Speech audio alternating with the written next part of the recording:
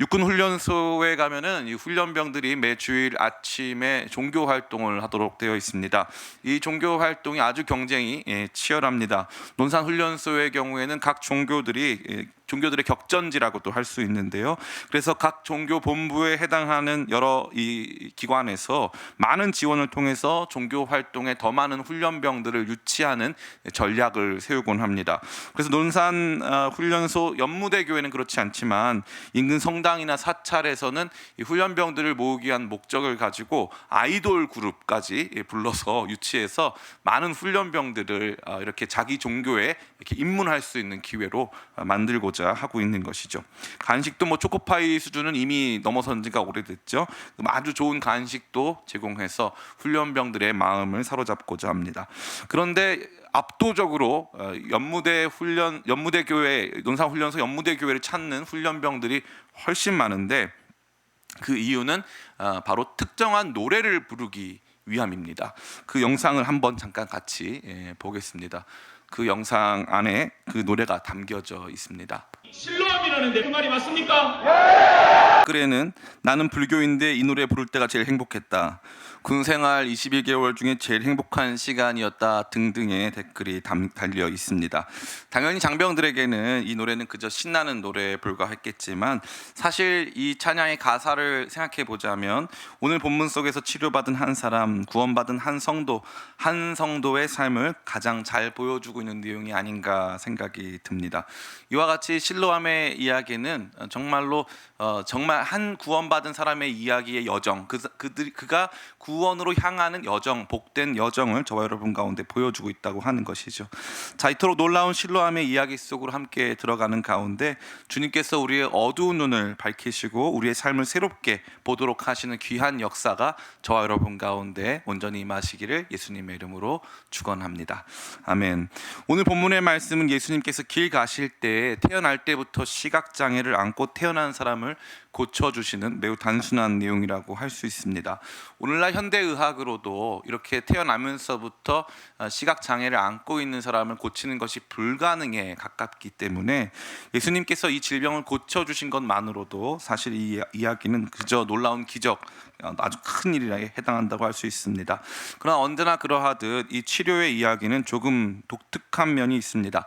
특별히 두 가지 면에서 그러한데요. 첫 번째는 예수님과 제자들의 대화가 아주 독특하고 두 번째는 예수님이 이 사람을 치료하신 방법이 아주 독특합니다. 차근차근 살펴보기를 원합니다. 첫 번째, 예수님과 제자들과의 대화를 우리가 함께 유심히 생각해 볼 필요가 있습니다. 예수님이 길 가실 때 태어나면서부터 맹인된 이 사람을 보셨습니다. 예수님께서 먼저 말씀을 하신 것이 아니고 옆에 있는 제자들이 그 사람에 대해서 예수님께 질문을 하면서 이 모든 일이 시작되죠. 제자들은 맹인으로 태어나 길에서 구걸하고 있는 그 사람에 대한 측은한 마음을 가지고 그 사람의 삶에 어떠한 문제가 있었는가에 대해 예수님께 여쭙고 있습니다. 부모의 죄 때문입니까? 아니면은 이 사람 자체의 죄 때문입니까? 라는 질문으로 예수님께 다가가는 것이죠. 우리는 이 제자들의 이러한 질문 속에서 제자들과 당대인들이 어찌 보면 우리 현대인들이 가지고 있는 생각을 엿볼 수 있습니다. 그것은 무엇입니까? 한 개인에게 주어지는 장애나 불행한 일들이 그 사람과 그 부모의 죄로 인한 형벌, 마땅히 받아야 될 보응으로 취급된다는 사실입니다. 제자들은 또 그 당대의 대부분의 사람들은 그렇게 믿고 있었다는 것이죠. 장애를 가지고 태어난 삶은 일종의 저주라고 생각하며 그 저주가 임한 근본적인 원인과 이유가 누군가의 죄 때문이다라고 생각했다는 것입니다. 그러니까 장애를 가진 사람은 장애를 가진 것도 불편하고 어려운 일인데 그 장애를 가지고 있기 때문에 자기 자신이 저주받은 삶, 혹은 우리 부모가 잘못한 삶, 또 나 자신에게 어찌 보면 나도 모르는 죄악이 있을 수 있다라고 하는 크나큰 죄책감과 부정적인 자아관을 가지고 살아야 했던 것입니다. 이것이 이 제자들의 발언에서 우리가 충분히 유추해 볼 수 있는 그들이 가진 전제가 되겠습니다. 그런데 예수님은 달랐습니다. 우선 예수님은 이 사람이 장애를 가지고 태어난 것이 하나님이 하시는 일을 나타내도록 하는 목적을 가지고 있다라고 말씀하셨습니다. 예수님은 제자들에게 이 사람이 장애를 가지게 된 원인에 대해서 설명하시고자 하는 필요성을 전혀 느끼지 못하셨습니다. 이 사람이 왜 이런 장애를 가졌냐 하면 원래 이런 일이 있었는데 등등의 설명이 필요가 없었다는 것이죠. 그것은 중요한 문제가 아니었습니다. 이것은 제자들의 관점과는 매우 상반되는 관점이라고 할 수 있는 것이죠. 제자들은 과거로부터 시작하여 장애의 부정적인 면을 주목하는 추론입니다. 그러나 예수님은 도리어 반대로 미래로부터 시작하여 이러한 장애와 한계가 어떠한 목적을 지니는지에 대해서 말씀하시는 것이죠. 참 흥미롭습니다. 어차피 인간은 미래를 알지 못하기 때문에 우리의 모든 사고는 과거와 현재에 머물러 있는 것이죠. 근데 예수님은 어떠십니까? 우리의 삶의 과거, 현재, 미래를 모두 아시는 분이시고 그분 앞에서 모든 것이 밝히 드러나기 때문에 예수님께서 제자들이 갖지지 못한 이 과거로부터의 추론이 아닌 미래로부터 그가 정작 그의 삶이 어떠한 결과로 이어지게 될 것인가에 대한 그 이야기부터 그의 삶을 조명하여 설명해 주고 있는 것입니다. 이것은 우리에게 실로 엄청난 메시지를 던진다고 할 수 있습니다. 심지어 이 일은 2000년 전에 일어난 일입니다. 우리나라 삼국시대 정도에 해당한다고 할 수 있는 것이죠. 그러니까 이 당시 이 고대인들에게 당연시 되었던 어떠한 이 업보, 보응 이러한 관념을 초월해서 예수님께서는 그가 가지고 있는 장애가 부정적인 것이거나 저주받은 것이거나 부모의 죄 때문이라는 것이 아니다라고 말씀하셨다는 뜻이죠.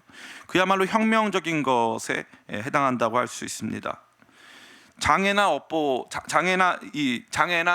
한계 또 여러 가지 이 비극들을 업보나 저주로 여기지 않으셨다는 것입니다. 오늘날도 이 장애 아동을 이렇게 가지고 있는 부모라던가 또 이 장애를 가지고 있는 사람들 안에 사실 이러한 종류의 부정적인 자아관 또 행여나 이 부정적인 자아관을 넘어서서 일종의 이유 없는 죄책감까지 가지고 있는 경우가 아주 많이 있습니다.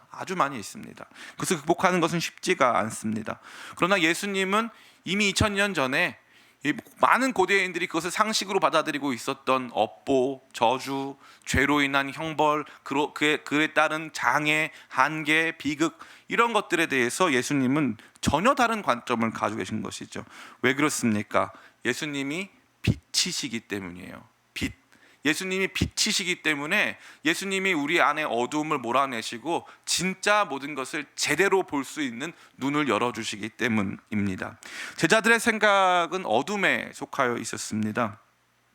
그래서 그들이 가질 수 있는 것은 부정적인 생각들 또 잘못된 이 자기만의 추론, 자기만의 종교심에 이렇게 의존한 생각들에 머물러 있다는 것이죠. 그런데 빛 대신 예수님은 그들이 가진 어둠을 몰아내시고 우리 각자에게 주어진 장애와 한계, 어두운 가족사 등을 어떻게 바라봐야 할지를 말씀해 주신 것입니다. 그리고 그 말씀의 핵심적인 내용은 그가 지금 장애를 가지고 있는 것은 하나님께서 하시는 일을 나타내기 위함이다라고 말씀하신 것이죠. 어둠 속에서 우리는 우리에게 주어진 조건들을 완전히 다른 모습으로 오해하곤 합니다. 하나님은 나를 사랑하지 않으시고 나에게 관심이 없고 나는 가치가 없고 나는 저주받았고 우리 부모가 이러저러한 문제가 있을 것이다. 혹은 예전에 유행했던 건데 가게에 흐르는 저주가 있을 것이다. 나도 모르는 우리 고조 할아버지가 죄를 지어서 그 죄가 여전히 우리 가정에 머물러 있다 정도로 생각할 수 있는 것이죠. 그러나 빛이 임하기 시작하면 우리 자신을 바라보는 관점에 변화가 생기기 시작하는 것입니다. 자기 자신에 대해서 새로운 생각이 임하기 시작하고 정작 자기를 바라보고 있는 부정적인 생각들이 긍정적으로 바뀌는 위대한 일들이 벌어지기 시작하는 것이죠.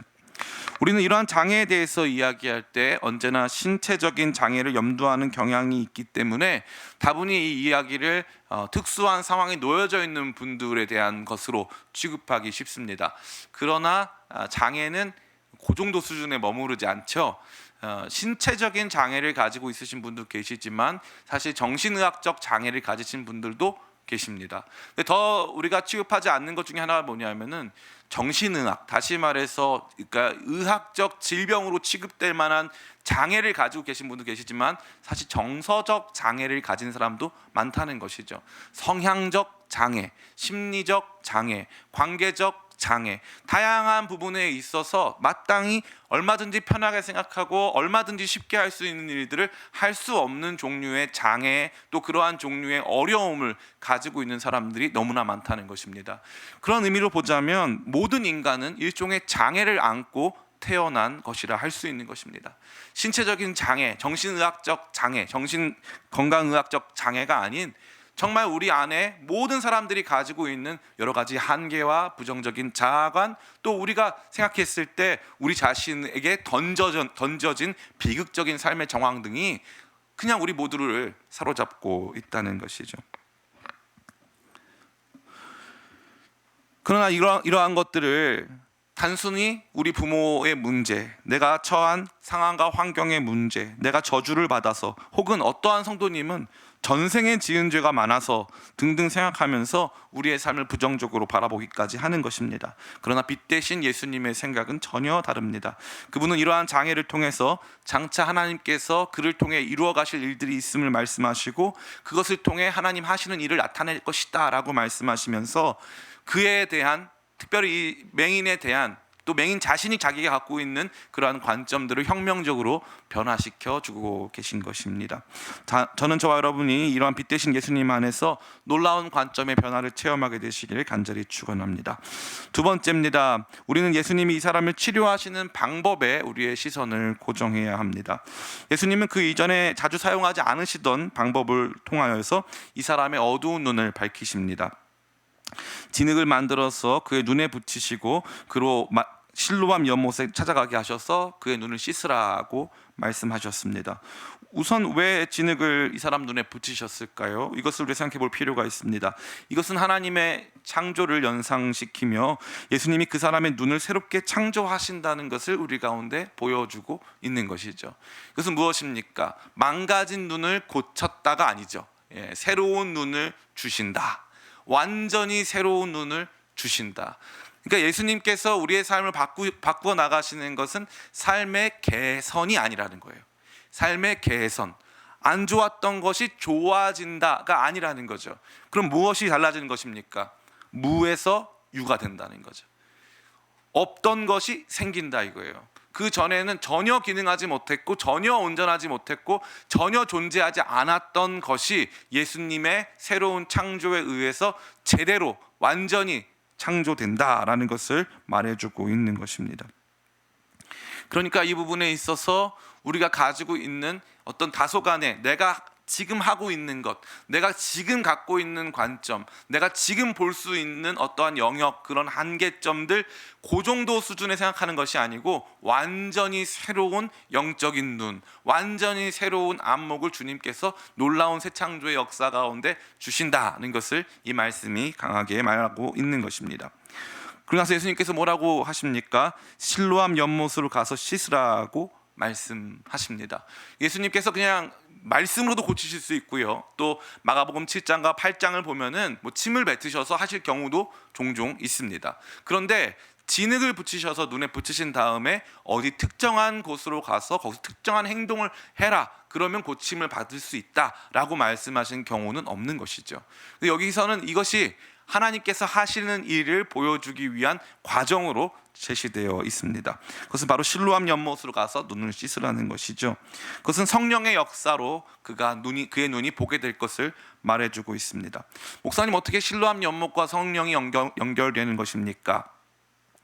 요한복음에서 물은 언제나 성령과 관련되어 있습니다. 특별히 요한복음 7장에 초막절 절기에 일어난 일들을 다루어 주고 있는데, 이 초막절 절기에서는 7일 동안 제사장들이 물을 붓는 이 낙수식 행사를 거행합니다.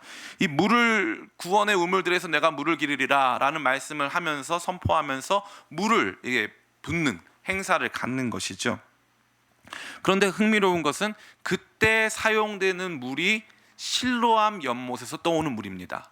그러니까 아침부터 제사장들이 행렬을 지어서 실로암 연못 가서 물을 떠온 다음에 그 물을 붓는 행사가 초막절 7일 동안 이루어지고 있는 거죠. 그때 예수님께서 뭐라고 말씀하십니까?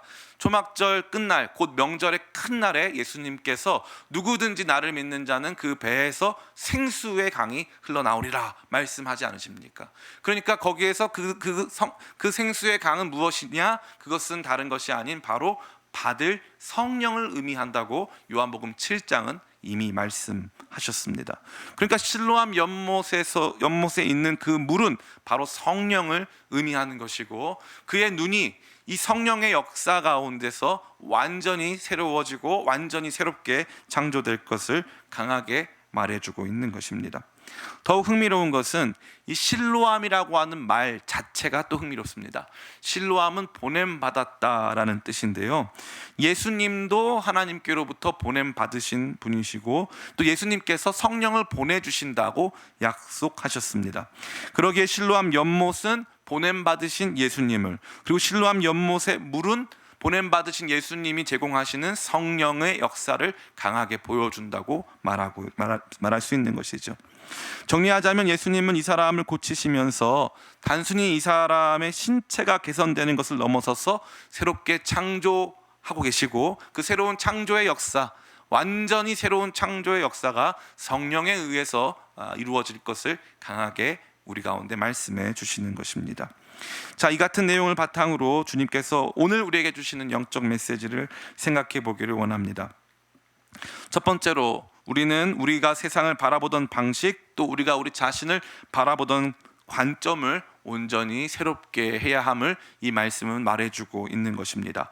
제자들의 관점은 과거로부터 시작하여 부정적인 것을 중심으로 생각하는 것이었습니다.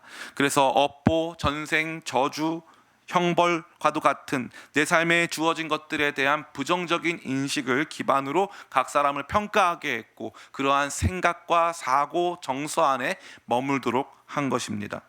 그러나 예수님은 과거에 대해서 한마디도 하지 않습니다. 과거를 묻지 마세요. 예수님은 과거에 대해서 말씀하지 않으십니다. 부모의 죄가 어땠던지, 이 사람의 죄가 무엇인지에 대해서 말씀하시지도 않습니다. 지금 비참한 삶을 살아가고 있는 그의 현실에 대해서도 주목하지 않으신다는 거예요. 도리어 예수님께서 바라보시는 것은 그를 통하여서 하나님께서 하시는 일, 또한 하나님께서 그를 통하여서 하나님이 하시는 일을 나타내게 될 바로 그 내용을 예수님께서 집중하시고 말씀하여 주신다는 것입니다. 다시 말해 그의 삶이 하나님 하시는 일에 영광의 도구가 될 것이다 라고 말씀하시는 것이죠. 이게 어떻게 가능합니까? 이게 어떻게 가능하냐면요, 예수님을 만나니까 가능한 거예요. 예수님이 만나주시는 인생 속에 이러한 새로운 해석이 주어지는 것입니다. 신자 안에 이것은 마땅히 이루어져야 하는 삶의 해석이 되는 것이죠. 송명인 시인의 나라는 찬양이 있습니다. 제가 너무나 좋아하는 찬양입니다. 나 가진 재물 없으나, 나 남이 가진 지식 없으나, 나 남에게 있는 건강 있지 않으나, 나 남이 없는 것 있으니, 나 남이 못 본 것을 보았고, 나 남이 듣지 못한 음성 들었고, 나 남이 받지 못한 사랑 받았고, 나 남이 모르는 것 깨달았네. 공평하신 하나님이 나 남이 가진 것 나 없지만, 공평하신 하나님이 나 남이 없는 것 갖게 하셨네. 출생 이후에 바로 장애를 갖게 된 이 송명희 시인이 어느 날 예수님을 인격적으로 만난 다음에 자신의 삶이 공평하다고 노래하고 있는 것이죠. 얼마든지 충분히 자기 자신이 저주받거나 자기를 그렇게 만든 어떠한 이 사람, 또 그러한 조건, 상황, 환경에 대해서 탓할 수 있는데, 그는 이 송명희 시인은 과거에 연연하지 않고, 과거에 집착하지 않고, 우리 부모를 탓하지 않고, 상황과 한계를 탓하지 않고, 그저 이러한 상황 속에서 하나님께서 이루어 가시는 일들이 무엇인가를 저와 여러분 가운데 보여주고 있는 것입니다. 이게 신자가 경험하게 되어지는 관점의 변화가 되는 것이죠. 저는 개인적으로 이러한 관점의 변화를 예수님을 제대로 만난 다음에 초창기에 경험했고, 그러한 상황 속에서도 여전히 그런 관점을 완전히 벗어나지는 못했던 것을 제가 여러분 앞에 고백할 수 있습니다. 그런데 흥미롭게도 수년간의 시간을 통과하면서 하나님께서 저를 바꿔 가시는 이 내용이 있는데, 그것이 바로 이것입니다. 과거, 또 내 삶에 주어진 여러 가지 한계와 장애, 단점들에 집중해서 그것에 머물러 있는 사람이 되지 말아라. 물론 제가 지금 다 완전히 이루어졌다, 뭐 완전히 바뀌었다고 말씀드리는 것은 결코 아닙니다. 그러나 확실한 것은 삶의 모든 정황들을 통해서 또 하나님의 말씀을 통해서 지속적으로 내 안에 부정적으로 형성되어 있었던 어둠에 속한 자아관, 어둠에 속한 나 자신의 장애와 한계, 조건들에 대한 평가를 벗어던지고 이 모든 일들이 하나님께서 나 자신을 영광의 도구로, 하나님께서 이 땅에 당신의 일을 나타내시는 놀라운 디스플레이, 놀라운 이 발광체로 사용하신다는 그러한 마음이 제 안에 조금씩 현재까지 차오르고 있는 것입니다. 사랑하는 성도 여러분, 사람들 가운데 컴플렉스 없는 사람 아무도 없습니다. 아무도 없어요. 제 아무리 좋은 대학을 나오고 완벽한 외모를 가지고 있다 할지라도 컴플렉스 없는 사람은 아무도 없습니다. 한 명도 없어요. 모든 사람들은 자기만의 고통, 자기만의 어두움 속에 살고 있는 것입니다. 그러나 그 어두움은 끊임없이 우리 자신을 옥죄고 있습니다. 네가 잘못해서 그래. 이건 자기를 이제 지속적으로 괴롭히는 거죠. 또 반대로 부모를 잘못 만나서 그래. 또 아니면 내가 이때 이렇게 공부를 못해서 그래.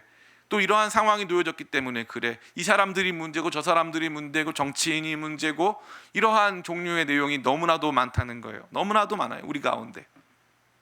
제가 개인적으로 굉장히 존경하는 영화 배우가 있어요. 미국의 배우인데 덴젤 워싱턴이라는 배우입니다. 흑인 배우예요.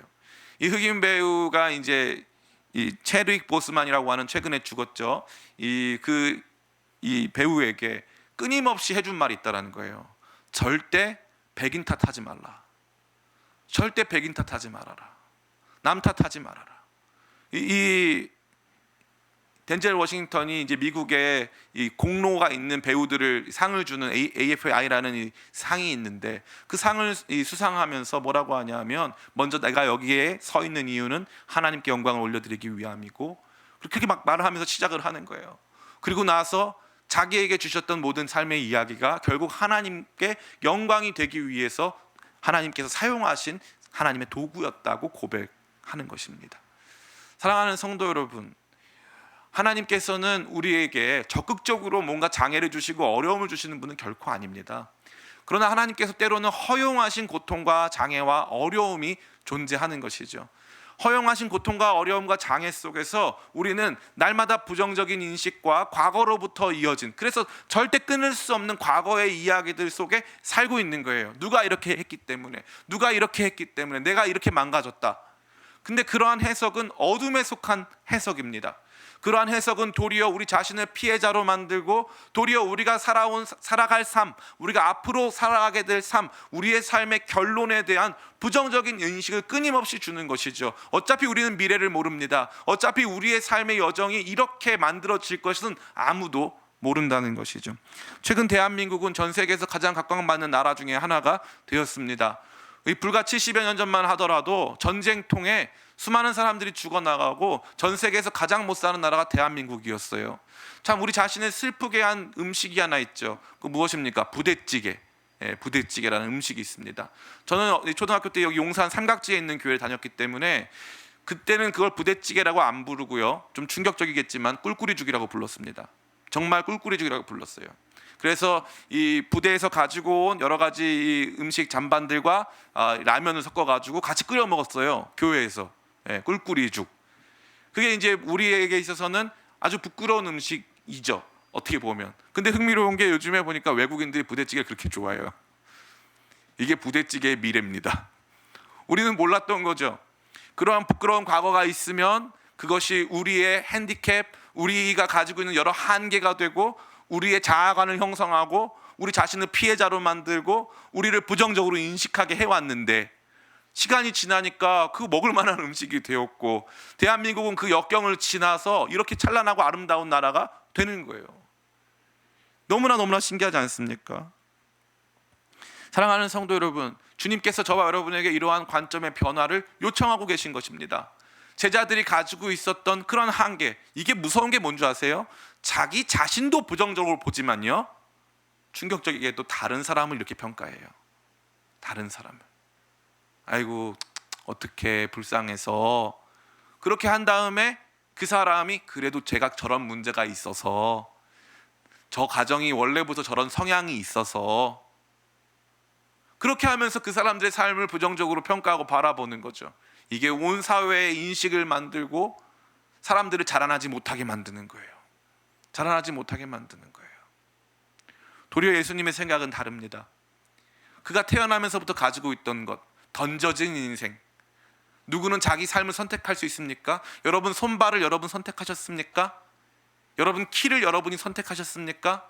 그 누구도 자기 인생을 선택한 사람은 없습니다. 자기에게 주어진 것이죠. 자기에게 자기의 한계점으로 하나님께서 당신의 은혜 가운데서 우리 가운데 줄로 재어주신 구역입니다. 저도 저처럼 생기고 싶진 않았어요. 모든 사람이 마찬가지죠. 그런데 무슨 일이 발생합니까?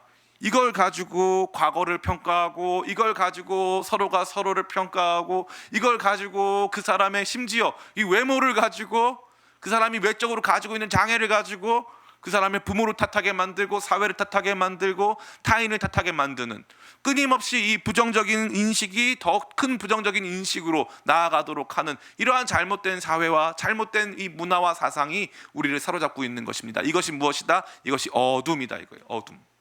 어둠이다. 구한말, 많은 외국인 선교사들이 한국에 들어왔어요. 그때 이제 한 노비가 있었는데, 이 노비가 이 선교사님을 만났어요. 길에서 구걸하고 아무것도 할 수 없는 정말 거지 같은 삶을 산 사람입니다. 그 사람이 나중에 어떻게 되죠? 나중에 그 선교사님 만나서 대한민국 1호 의사가 됩니다. 의사가 돼요. 누군가의 저주를 받아서, 부모 잘못 만나서 노비로 태어나서 길에서 고생하는, 똑똑하지 못하고 잘나지 못하고, 야 네가 이 노비로 태어났지만 네가 잘났으면은 이겨냈을 거야. 네가 이러한 어려운 삶을 살고 있지만 네가 좀 더 열심히 했으면 잘 됐을 거야. 아무리 열심히 해도 안 되고 나 자신의 능력으로 도저히 돌파할 수 없을 것 같은 정말 큰 한계점에 놓여져 있는, 그래서 아예 처음부터 나에게는 그것이 주어지지 않은 것 같은 그런 생각 속에 살아가던 사람들, 그들을 향해 우리 선교사님들이 복음과 함께 그들의 인생을 바꾸어 주는 거 아닙니까? 그들의 인생을, 너는 그렇게 태어난 존재가 아니야. 너의 인생은 하나님께 영광 올려드리기 위한 삶이야. 너는 그러한 사람이야. 이거 하나가 얼마나 위대한 변화인지 말로 할 수 없는 거예요. 하나님은 처음부터 그 역사를 이루어 가십니다. 자녀가 없는 아브라함에게 너 이제 너로 말미암아 큰 민족을 이루고 너는 복이 될 거야. 과거에서 시작된 게 아니에요. 너네 부모가 문제고, 너는 우상 숭배했으니까 안 될 것이고, 이건 무당들이 하는 거예요. 우리 주님 그렇게 안 하십니다. 우리 주님은 네가 열방의 복이 될 거야. 저 하늘의 별을 봐라, 저 바닷가의 모래를 봐라. 너의 자녀가 저렇게 많을 거야. 내가 너를 사용할 거야. 부족하고 부끄럽고 자신의 한계의 벽, 이걸 넘어서지 못하는 일종의 장애를 가지고 있는 사람들, 그런데 하나님의 영광스러운 손은 언제나 그들의 삶을 변화시키시고, 특별히 단순히 변화시키시는 것이 아니에요. 말씀하신 즉 이루신다. 하나님이 그를 향해 말씀하시는 거예요. 네 삶은 빛이 될 거야. 너는 많은 사람을 살릴 거야. 너를 통해 내가 나의 영광을 드러낼 거야. 너는 복의 통로야.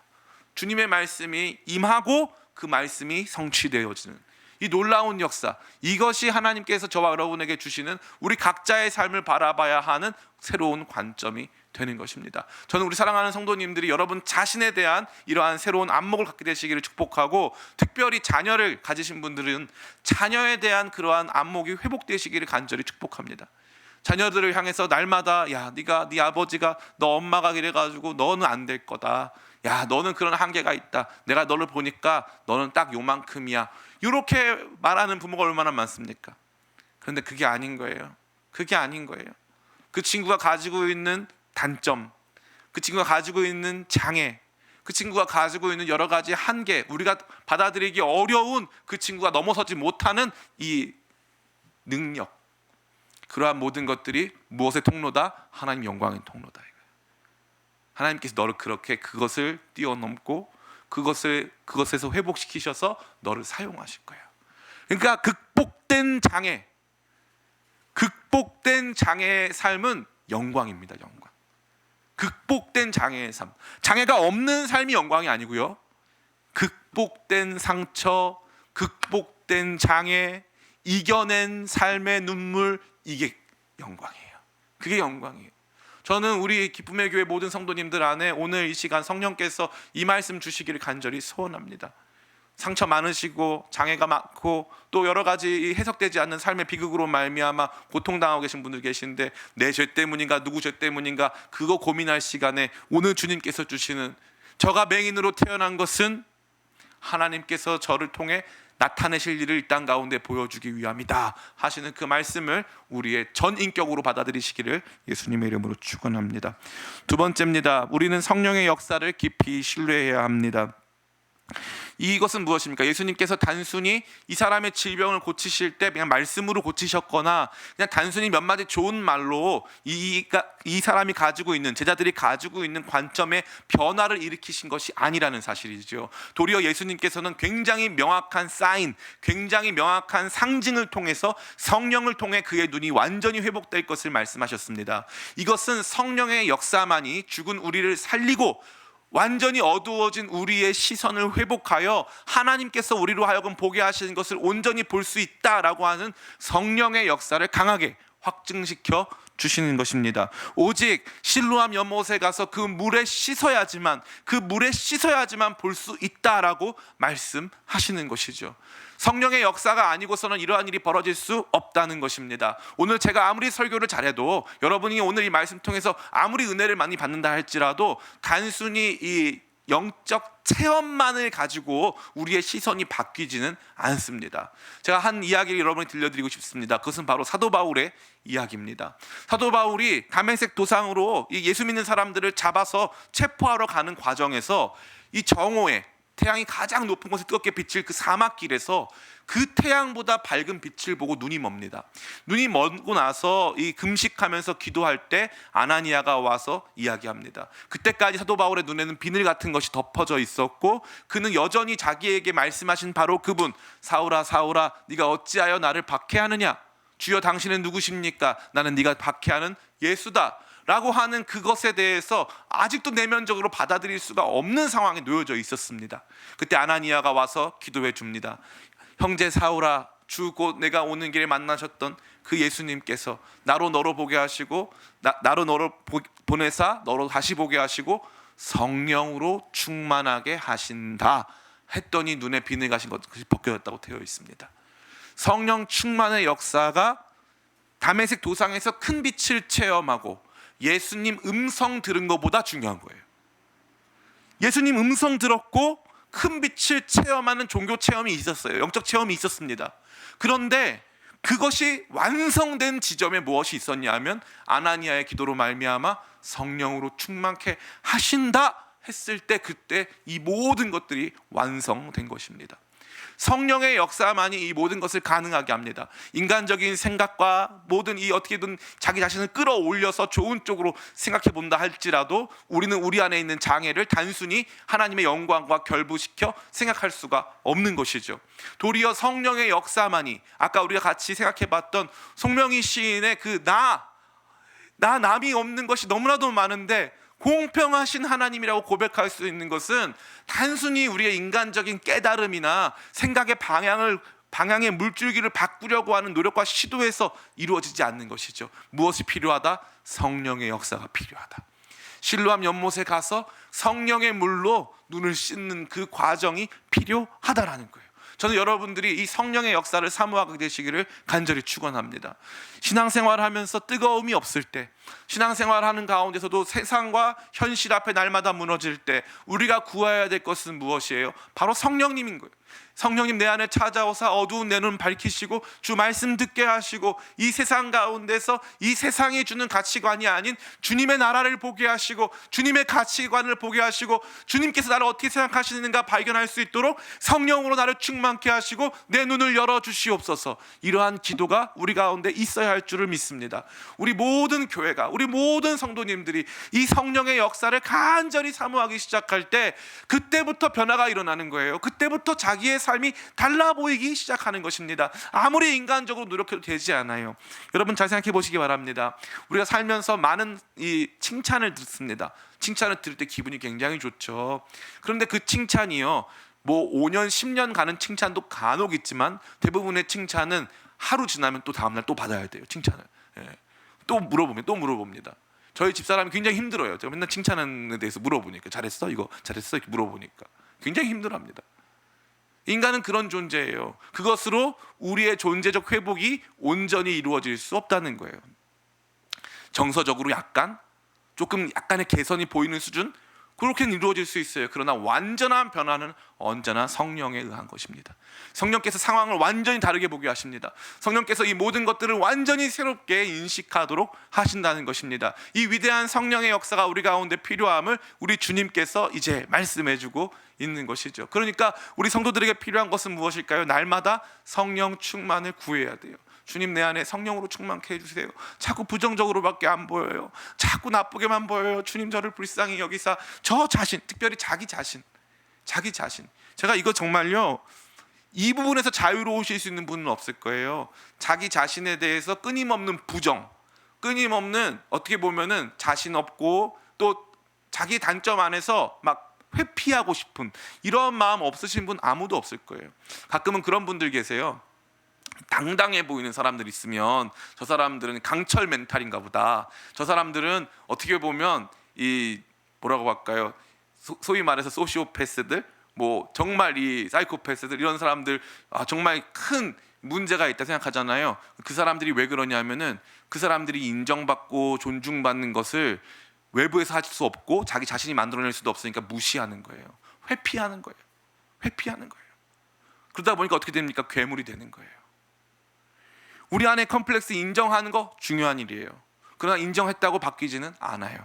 진짜 바뀌려면 성령께서 오셔야 돼요. 성령께서. 그래서 우리의 삶을 성령의 해석으로 바꿔주시는 거예요. 너 그때 힘들었던 거 있잖아. 그때 이 일 때문이야. 맞네요 주님, 그것 때문이었군요. 맞네요 주님, 결국 주께서 저를 이렇게 돌이키시기 위함이었군요. 결국 주님께서 이것을 통해서 이런 일들이 이루어 가시는군요 하는 성령의 해석이 임할 수 있도록 성령의 충만을 구하는 저와 여러분 다 되시기를 간절히 축원합니다. 마지막 세 번째입니다. 오늘 이 말씀은 저와 여러분 모두가 다시 한번 예수님의 말씀만이 진리이며 그 말씀에 순종해야 함을 강하게 말해주고 있어요. 흥미롭게 예수님은 그 시각장애인의 눈을 한 번에 고치실 수도 있지만 일부러 그에게 실로암 연못에 가서 씻으라고 하셨습니다. 여러분 보세요. 이 시각장애인이 걸어서 물어서 실로암 연못에 가는 일은 상당히 어려운 일이에요. 상당히 어려운 일. 그리고 이 실로암 연못으로 안 가면 무슨 일이 발생합니까? 치료를 못 받는 거예요. 괜히 이 침바른 흙만 눈에 가득한 거예요. 불쌍한 상태가 더 불쌍해진 거죠. 네. 실로암 못에 가서 예수님께서 씻으라고 말씀하셨어요. 예수님 말씀하세요. 이제 너의 눈을 실로암 연못에 가서 씻어라. 거기에 뭐가 필요한 거예요? 순종이 필요한 거예요. 순종이. 주님의 말씀이 진리다. 말씀의 순종이 성령의 충만과 깊이 연관되어 있는 거예요. 성령의 역사와 말씀의 순종은 깊이 연관되어 있는 거예요. 깊이. 그래서 주님의 말씀이 진리임을 믿고 내 눈이 실로암 연못에 떼어질 것을 믿으며 물어 주의 말씀에 순종해서 더듬어서 찾아가는 거예요. 찾아가는 겁니다. 그럼 무슨 일이 벌어집니까? 눈이 열리는 거죠. 그는 이제 가장 어려운 순종을 해야 돼요. 걸어야 합니다. 자기가 앉아있던 구걸하는 그 자리는 그에게 익숙한 자리예요. 그런데 이것을 넘어서서 이제 목적지를 향해서 물어서 오른쪽 왼쪽도 모르고 어디로 가야 할지도 모르는 그가 사람들에게 물어서 이제 실로암 연못까지 걸어가야 한다는 거예요. 무슨 말씀이 떠오르십니까? 가나 혼인잔치에서 예수님께서 물로 포도주를 만드시는데 사람들이 도대체 이 포도주가 어디서 났냐고 물어봤어요. 그때 무슨 표현이 등장합니까? 물 떠온 하인들은 알더라.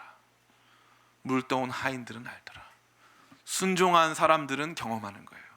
말씀에 순종해서 성령의 역사를 체험하는 사람들은 경험하는 거예요. 예수님 말씀이 진리예요.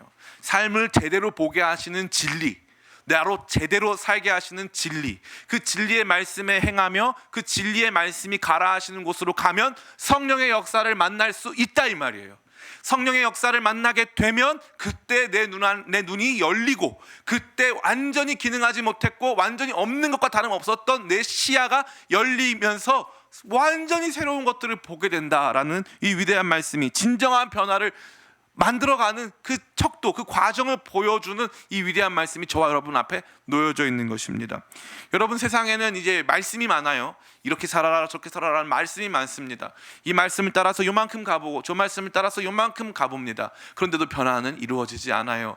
영원히 변하지 않는 영원한 진리 되시는 예수님의 말씀만이 우리로 하여금 온전한 변화, 온전한 회복, 온전한 구원의 길로 인도하는 줄을 믿습니다. 예수님 말씀을 진리로 믿으시고 예수님 말씀을 진리로 믿고 그분께서 말씀하시는 그 방향 안에서 순종함으로 성령의 역사를 체험하는 저와 여러분 다 되시기를 예수님의 이름으로 축원합니다. 이제 말씀을 마칩니다. 빛 되신 예수님 앞에서 어두운 세상의 모습이 다 드러나고 있습니다. 스스로 세상을 제대로 해석한다고 생각하지만 실상 그 자신의 삶과 그 자신의 삶에 주어진 모든 것들을 부정적으로 또 과거지향적으로 생각하는 것이 세상의 관점입니다. 그러나 빛 되신 예수님은 우리의 삶의 미래를 아시기에, 우리의 삶의 목적을 아시기에 우리의 삶이 결국 하나님의 놀라우신 영광을 보여주는 통로가 될 것을 말씀해 주십니다. 내 삶의 단점, 한계, 장애, 부족한 점, 내 삶에 일어난 비극적인 모든 일들을 통해서 결국 하나님께서 역사하게 되실 것을 예수님께서 새로운 관점에서 말씀해 주신다는 것입니다. 저는 우리 모든 성도님들이 이러한 예수님의 관점을 다시 한번 확인하게 되시기를 간절히 축원합니다. 이 예수님께서 주시는 이 영광스러운 일들의 성취는 성령 충만에서부터 비롯되는 것입니다. 실로암 연못으로 나아가서 그 물에 눈을 씻을 때에 우리의 삶의 놀라운 관점의 변화가 일어나고, 나 자신에 대한 생각과 내 자녀에 대한 생각과 우리 가정에 대한 생각과 내게 주어진 상황과 한계, 장애에 대한 모든 생각이 바뀔 수 있는 것입니다. 그러기에 성령 충만을 사모하는 저와 여러분 다 되시기를 간절히 바랍니다. 그리고 그러한 성령 충만의 길로 가는 과정에 있어서 진리 되신 예수님의 말씀에 순종하는 것이 아주 필요한 일임을 이 말씀은 말해주고 있습니다. 진리 되신 예수님의 말씀에 순종하여 성령의 충만을 받아 우리 가운데 완전한 새로운 시각이 열림으로 나 자신에게 주어진 한계와 장애, 어려움과 아픔을 주님의 영광의 통로로 다시 한번 발견하게 되는 귀한 역사가 저와 여러분 가운데 항상 함께 하시기를 예수님의 이름으로 축원합니다. 아멘.